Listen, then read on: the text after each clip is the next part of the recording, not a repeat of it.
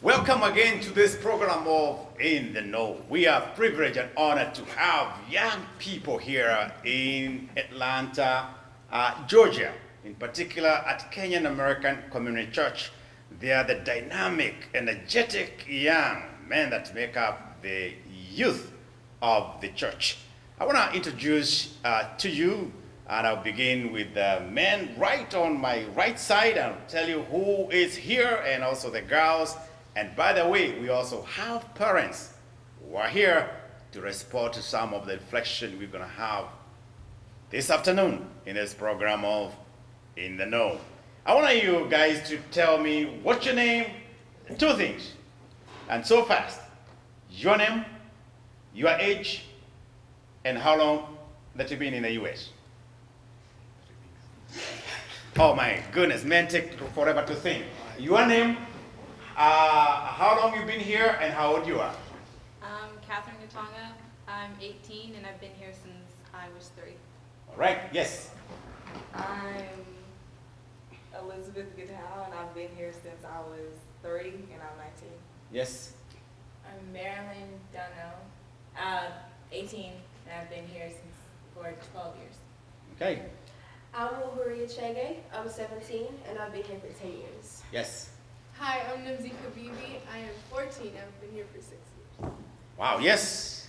I'm Martin, and I'm 18, and I've been here for 1 year. All right.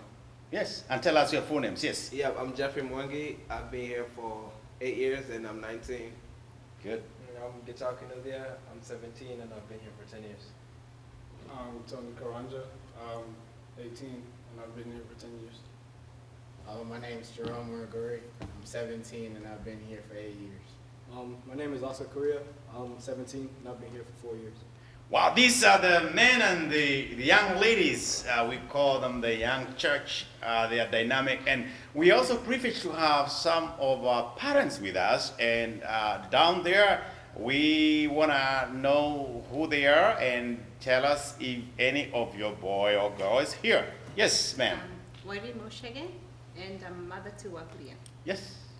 And my name is Sherry Kabibi, and I'm mother to Nimzi Kabibi. Yes.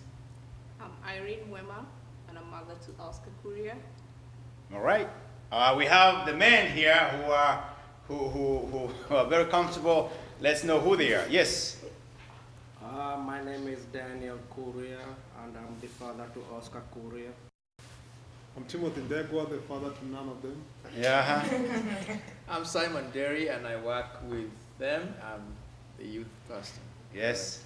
I'm Shege Minor, the father to Wahuria. All right. Good.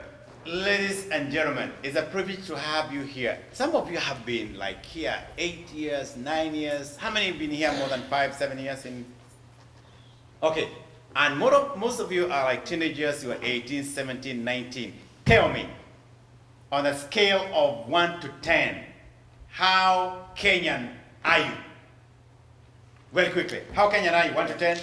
10. 6. 6. 7, 8, 6. 86. 7. 10. 0. 0. 0. 0. 1. 5. You say 0. Are you telling me it is nothing that is Kenyan in you? By complexion? By your name? What makes you feel? Do you consider yourself more American than Kenyan? In some aspects. In some aspect? Yeah. So when you introduce yourself to people out there, do you call yourself an American or Kenyan? Kenyan. Now, having said that, on a scale of 0 to 1, 10, how much are you Kenyan? 1. They are very conservative. What is wrong with these guys? Don't they like being Kenyan? What do you think is going on here with them? What's going on here? Do they look American? Do they look Kenyan? What do they look like? Kenyan. They look Kenyan? How? By name and by what? Skin tone. Huh? Face. The tone? Uh-huh. Face. The face? The hair. The hair? The legs. The legs? Jerome, what's wrong? Is there Kenyan legs here? They're wearing jeans. You can't see the mark. Oh, they can't see. And you have seen them. Jerome, you've seen the mark? Jerome has seen the mark. I'll talk to Jerome after this, but It's good to know who we are, and it's interesting to know how much we are and all that. So, who came recently from Kenya? You came. Yeah. I want to test and see how much you're proud about your mother language or the national language. How many of you can still speak Swahili? The boys, what's wrong with the girls? No wonder they are more Americans. So you cannot even say Swahili. Jambo? Unaitwa nani? Shagu. What did I ask you? What's my name? What did they call me? Umetoka wapi? Umetoka wapi? What did I ask you? Huh? Where did I come from? She's even wondering where I come from. Je, unaelewa Kiswahili? Mimi niko naisikia. Unaisikia? Yeah, yote. Unaielewa? Yote. How long have you umekuwa hapo kwa muda gani? 7-8 years. 7-8 years? Yeah. Aha. Bado unakumbuka mambo ya Kenya? Yeah, bado nakumbuka. Unakumbuka nini? Kucheza bano. Kucheka bano? Bano, what is that? Bano. Ile marbles nilikuwa nacheza hivi. The marbles. Ilikuwa inaitwa bano. Si ndio bano. Okay, Jerome, you don't know what is bano, do you? Unajua bano ni nini? Tony, do you know bano? Si ndio. Ni nini bano? Yeah, marbles. Now that you know about oh my goodness, bano. Gitahi, unajua chochote? Do you know anything about Kenya? Anything you remember about Kenya? Sports? Kidogo. Nini unakumbuka? Soka. Soka inaitwa nini kwa Kiswahili?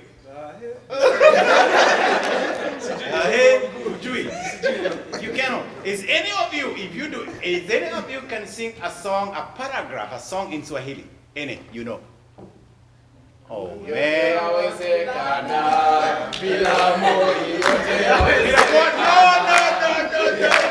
You cannot talk about Moi here. And what does that mean? All things can happen without Moi. No, leave that man alone. We respect Moi and all that. Any of you can know any vernacular song? Wahuri, I've heard you have done a lot of singing in some of the vernacular. Yeah. Can you sing one verse in any vernacular? Okay. Yes, do a verse so that you may embarrass those who don't know. Yes, give me one. Nego kamwada ni wito twara nenye nawe menye oria okweda jenke toi kare nawe. Amen. Wow, isn't that sounding? That's just great. Any of you can remember any song in Swahili other than about Moi? What is that? Huh? How does it go? Oh, nasinzia nikikuwaza. Oh, nasinzia nikikuwaza. Unasinzia ukikula? Oh, nikikuwaza. That's beautiful. It's good to remember our roots. How important it is for us to keep our roots. Does it help? Shoghi, you've been here forever. Does it help? Does it help even to remember Kikuyu? Why is it a struggle? It doesn't make any sense even to know those language. Why is it? Is it important to even speak Swahili or your mother language? It is important. Keeps you connected to where your roots are. Connected. Yeah, at least being able to understand it a little bit. I know you've got your grammar here. What language do you use to communicate? English or? English? Yeah, because she speaks. Because she speaks. Yeah, she speaks different. But you wish that you could even speak your vernacular so that you can even communicate and all that. Yeah, it would be easier yes. if I could. How important is it to keep our culture roots, young men? Very. How important is it? I mean, to get your way around, to explain things to your parents, you know, if they don't understand anything, you know. I know some of you want to know so that when they talk in the vernacular, you know what. Have you ever caught them talking about you and they thought you didn't know? They have done that? Yes. Anybody with an experience? What were they talking about and what did you hear? Yes? She was telling her friends about something that I said on the phone. Yes. So she didn't think I understood it. She thought you didn't understand? Yeah. You So- parents watch it. You think they don't understand. So did you tell her, I know what you're talking about? Yeah, I texted her back that I knew it. Like I repeated what she said. Was she shocked?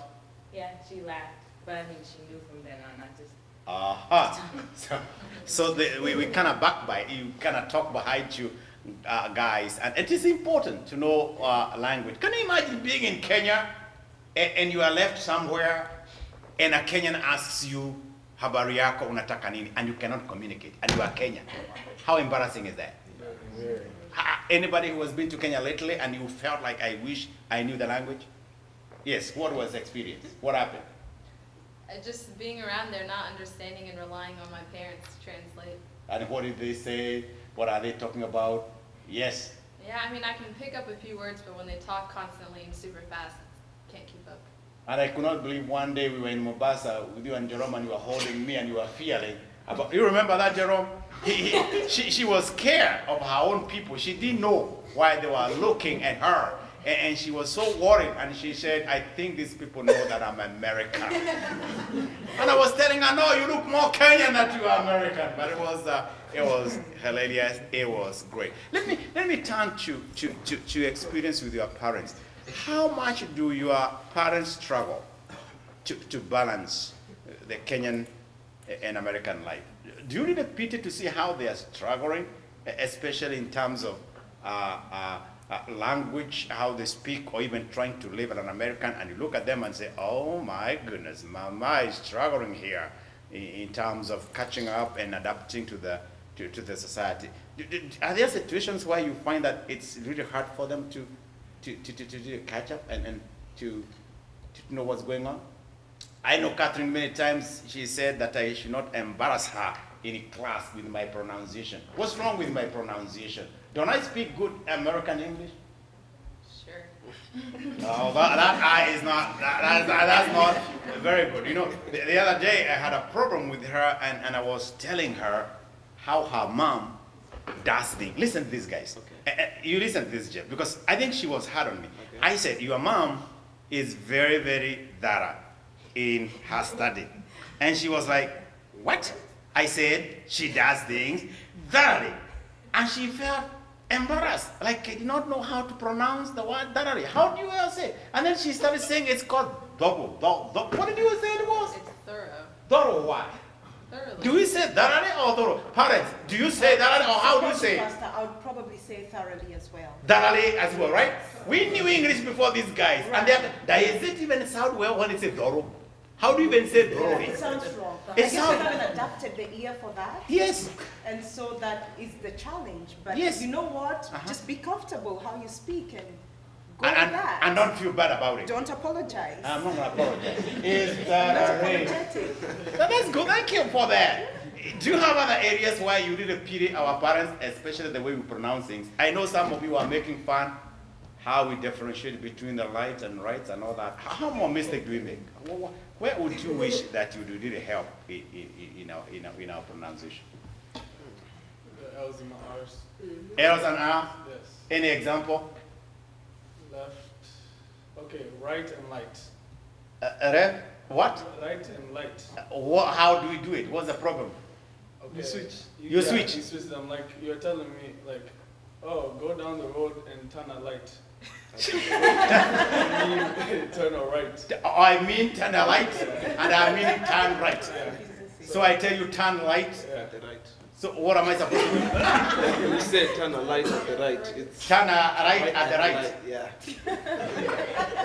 Do you know how difficult it is, and do you know why we struggle with L and R? Why? Because in many of our languages, especially the Kikuyu, we didn't have an L. Okay. We didn't have an L. No. Like if I say I love you, I might say I love you. It's because we didn't have it. So turn right on the right. So it's very hard for many of us to change that tongue. Right on light or light on right or it's difficult. Which other way of speech do we go wrong? And you wish we did better job on it. You guys mix he and she a lot. Yes. We do what? Mix he and she. He and she? Like get him over there and it's a girl. It's a girl? Yeah. So we mix. Yeah. So like your mom would say, what's your brother's name? G. G. Where's G? Tell her to come here.